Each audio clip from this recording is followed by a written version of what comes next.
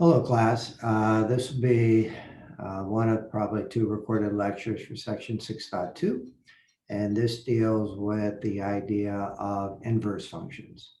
And before we start talking about inverse functions, we need to introduce another term with functions that are called one-to-one functions.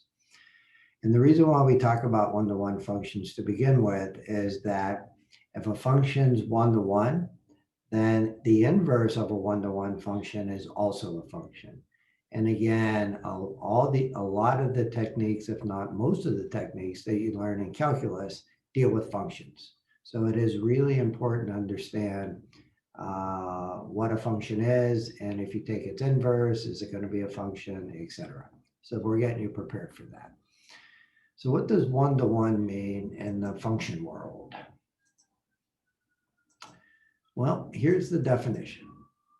Is a one-to-one function if that any two different inputs in the domain correspond to two different inputs in the range. And so you just can't map two values of x to the same value of y with regards to that. And the best way to look at that is with these couple figures. Is, for example, if we have this represents a relationship, right? Where a state and its population. And you can see that each state is mapped to one population where the state is the domain and the population is the range. So this would be defined as a one-to-one function. Or on the other hand, this is not a one-to-one function, where you're mapping a dog and a cat to the same life expectancy. Again, the animals is a domain and the life expectancy is the range.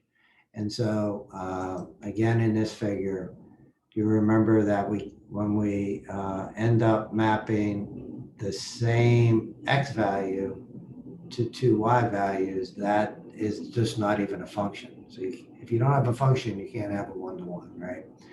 But here we're mapping two of the same x or two different x values to the same y value.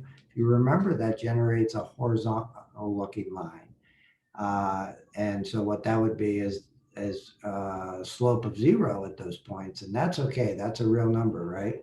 But here you would end up with a slope of infinity.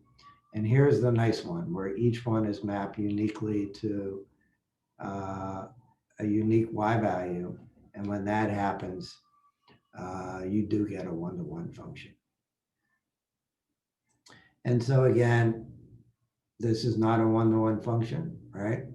Because you see the domain, which is the age, 55 and 61 is mapped to the same, which is 38. What about this down here? Well, what you want to look at now is each x value is mapped to a unique y value. So we see that 2 and 6 are unique, 3, 2, 5, and 8. So all the ranges are unique. And so as long as all the x values are also unique, then you have a one-to-one function. Sometimes it's easier to draw a table. Sometimes you could look at it and get that aspect of it. Well, what about if you have a graph? Well, do you remember when we talked about the best way to figure out if equation is a function is to graph it and do the vertical line test?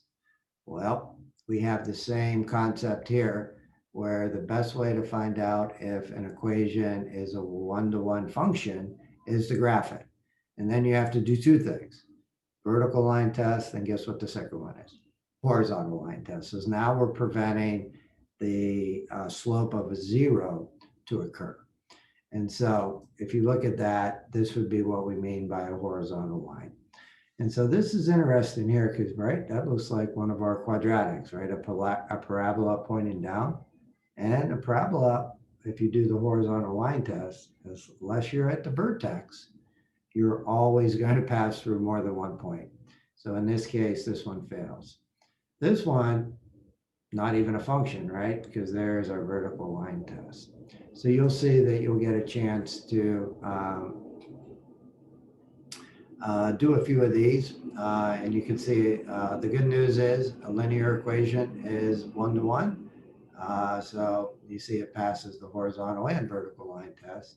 As I alluded to in the previous slide, a quadratic is not, because you can see that when you do a horizontal line, it passes through more than one point. Here's a weird looking function with 1/3 root, right? And this one looks like it passes the horizontal line test. So this would be a 1-to-1 function. Here's one of our polynomials. And you can see it has multiple turning points. And if you have multiple turning points, even if you have one turning point, you're not going to be a 1-to-1 function because it's not going to pass the horizontal line test. So that's the introduction using 1-to-1 functions. The next recorded lecture, we'll talk about inverses.